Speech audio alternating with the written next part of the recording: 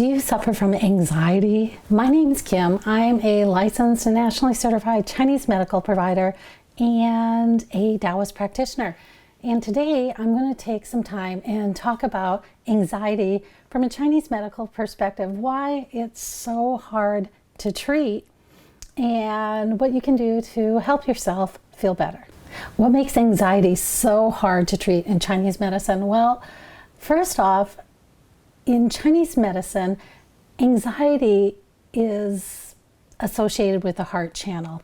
So the heart channel is really unique in Chinese medicine. What it does is it's called the emperor, and it's called the emperor for really good reasons, because what it does is everybody talks to the emperor. Everybody dumps their feelings on the emperor and asks the emperor for input on what does this mean to me. So the emperor, the heart, is responsible for discerning what your emotions mean to you.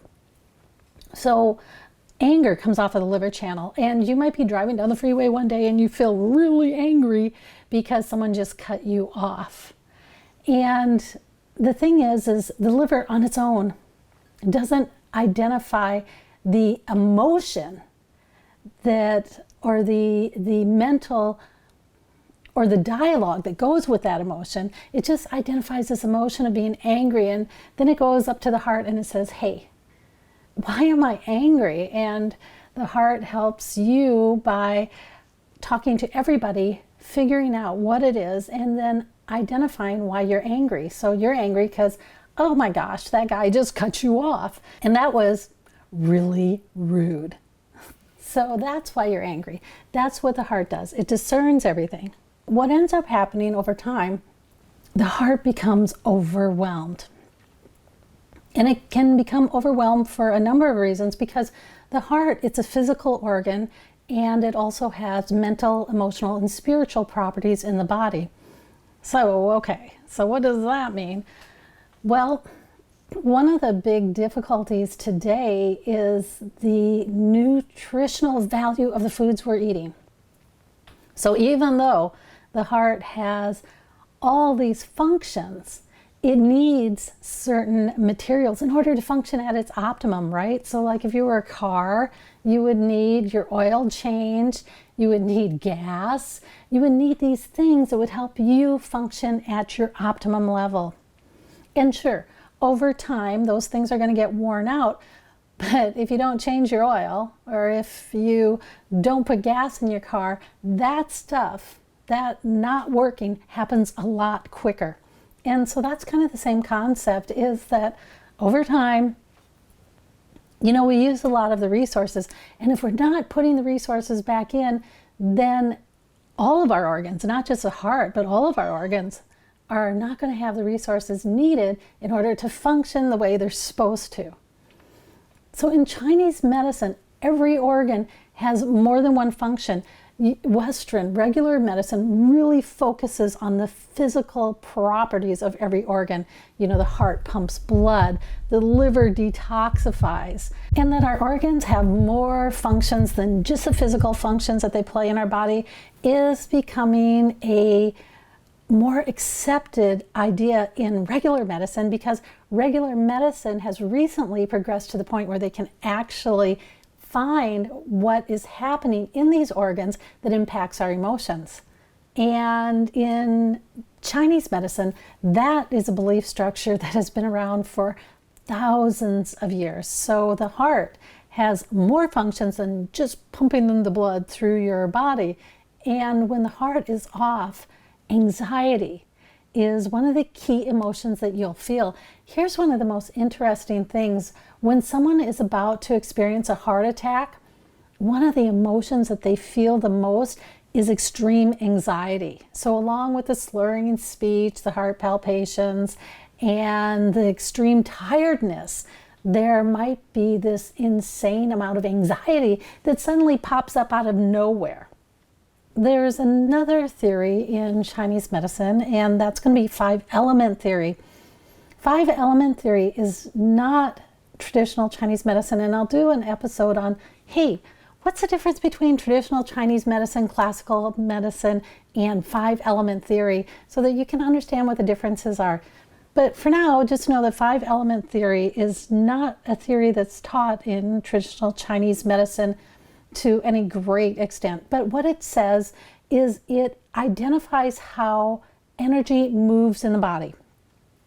And so one of the things that it does is it says certain organs are more supportive of an organ, and in this case, for the heart, the liver channel is more supports, actually nourishes the heart channel. And one of the concerns that we have today is our level of stress is insane, right? Just the amount of arguing, the amount of just binary thinking, right? This black and white, it's either my way or the highway, is that incredible binary thinking that so many people are getting attached to today, which makes it really hard to work as a community.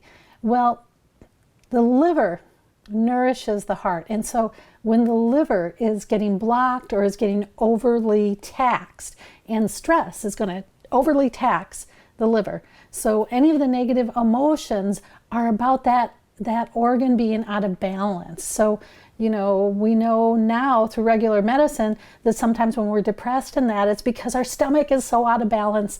Well, same thing here in the liver. Stress, anger, resentment, that's all about the liver being out of balance. And the liver nourishes the heart. So if the nourishment to the heart is weak, then the heart's not going to get what it needs. And so that is one way that you can start to bring in anxiety. And for me, that was really, really a true statement, because when I first experienced anxiety was during the time where I was a caregiver. And for any of you who've had the experience of being a caregiver, you know how incredibly taxing that is. It asks so much more of you, and finding resources to help you through that. It's not like raising a child where everybody has an opinion and there's 50 million books out there that you can read to help you through that. Being a caregiver, there's not a lot of people out there to help you on your journey. And that was one of the things that I found in the area that I was living in. There just wasn't a lot of facilities that were helping people who were caregivers understand what they were going through and some of the challenges that they were going to face. And those challenges are so unique, and I was so unprepared for them, and it took so much effort. Every one of those challenges, besides just their healthcare needs, right? And today, just you getting your healthcare needs met is really, really tough. Well, imagine trying to do that for a senior where there's almost becoming this concept that, they're at end of life, so they don't need healthcare. And trying to work through that mindset and becoming an advocate for them from a health perspective, it was just a lot of work, and it caused a tremendous amount of stress. And as that stress went on, I could almost feel the point where the stress got to be too much, and I was so overwhelmed. And suddenly I started experiencing anxiety.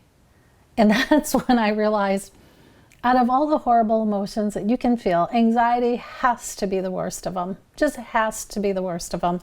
And so in 5-element theory, they say that one of the key supporting organs for the heart is going to be the liver.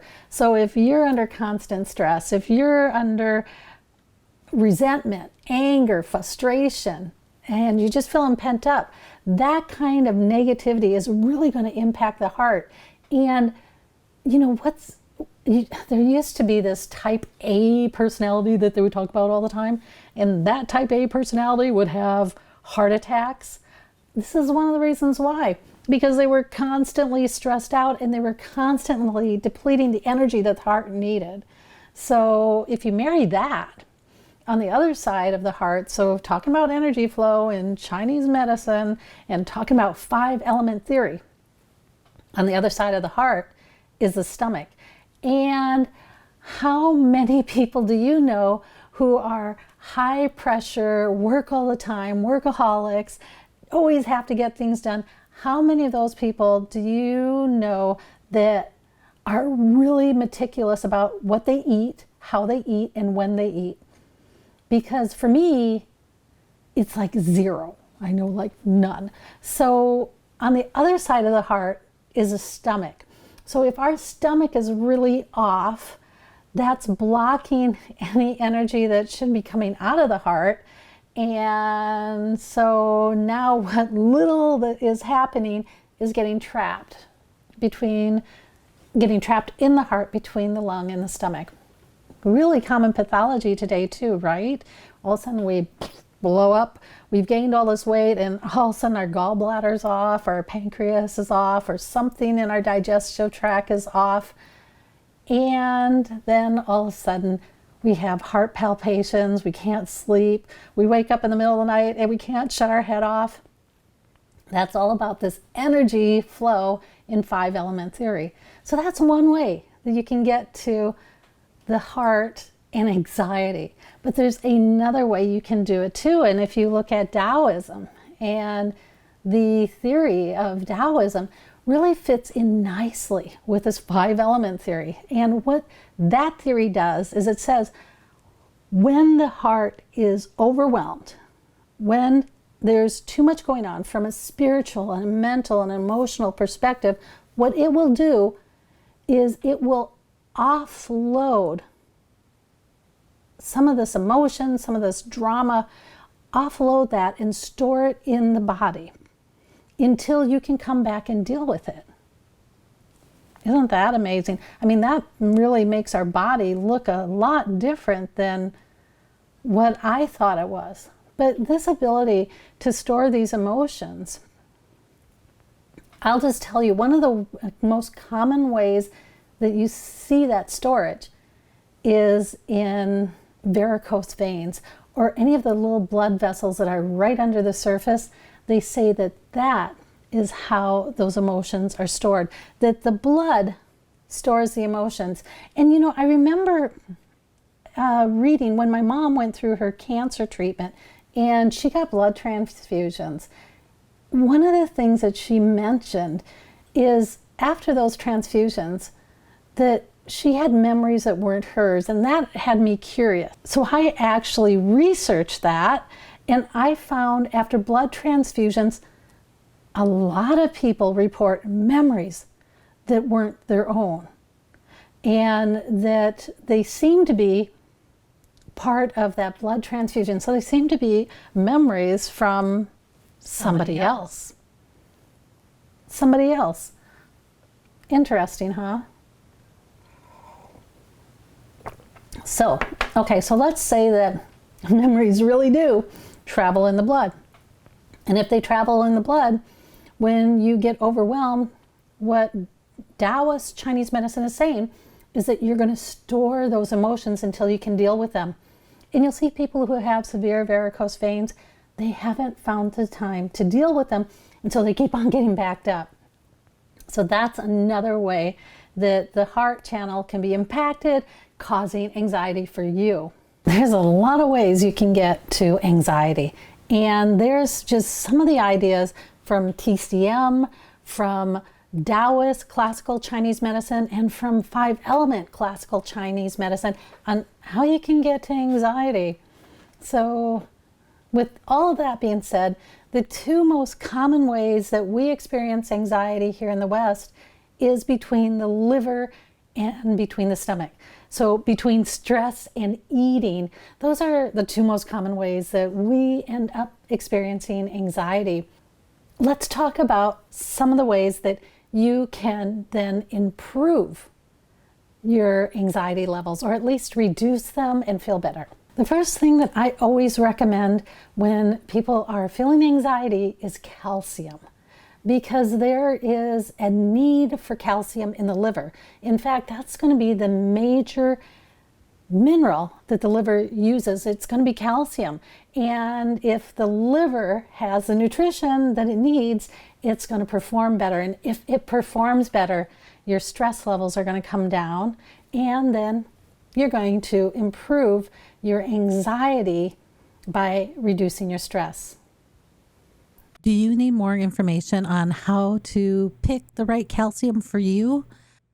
If you're not sure about the different types of calcium that are available on the market today, then check out the link. It should be up here in the corner, or if it's not, then check in the video description below. There'll be a link to a free download that will go over the calciums that you can purchase on the market today, how bioavailable they are, which ones actually help your health, and which ones actually damage your health, because who knew, but some calcium supplements can actually damage your health. And wouldn't it be great to know which ones are each of those so that you can pick the one that's going to help you improve your health?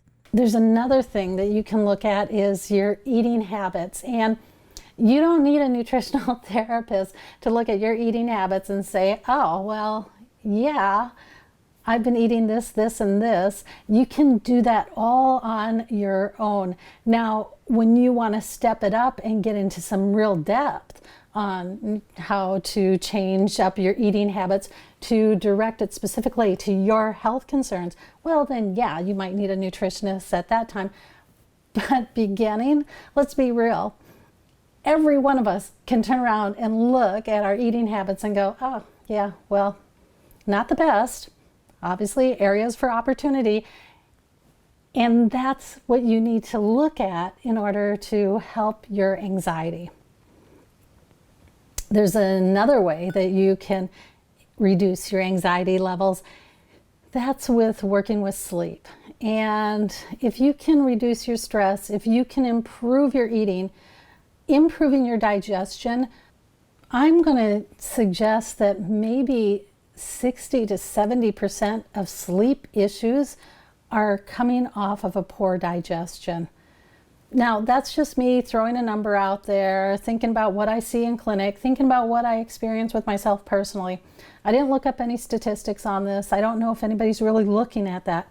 But if you can improve your digestion, your sleep's going to improve. And if you can reduce your stress, well, your sleep's going to improve. So helping improve your sleep is going to be a great way to help your anxiety, because the only time you're going to repair is when you're sleeping. So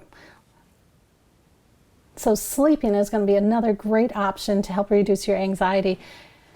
And then, this is one that I actually started using. There's this concept in Chinese medicine, and probably in most of the Eastern medicines, that anxiety has a foundation in us being so stationary today. I mean, I spend more time sitting than I do walking by far. And that lack of activity means that all this energy in the body, the only way it has out is going to be through the emotions or through our mental functioning. And the easiest way to get excess energy out is by exercising. And if you have kids and they're just being outrageous, well, when I was growing up, what they used to say is, okay, you need to go outside and run around and burn off some of that excess energy. That's the same thing with anxiety. Just go do something and burn off some of that excess energy. Huge, huge benefit to anxiety. And then the last one is another one that I use a lot, which is meditation. And there's all sorts of meditation. And some of the mindfulness practices are really, really helpful here, because those practices are so focused on, become present, get here in this moment. Anxiety is about worrying about the future. And so if you can bring it back to the present and get really focused here on the present, that's going to be the training you need for your mind to help you start to get over your anxiety. Anxiety, it certainly isn't fun. It's probably one of the worst emotions that I've ever experienced. And when you get to the point of anxiety, it actually takes some work to back off of that. You can't just do a couple things and that's over with. And why you can't just do a couple things and that's over with is because anxiety is impacted through the heart. And the heart's the emperor. The heart rules everything. So when you get to leadership and that's acting poorly, well, it's a lot harder to fix it after that, right? Because there's going to be this whole population in your body that was acting poorly and overwhelming the leadership, and now the leadership's out of balance. And so it's going to take a whole lot of effort from everybody to get that anxiety back into balance.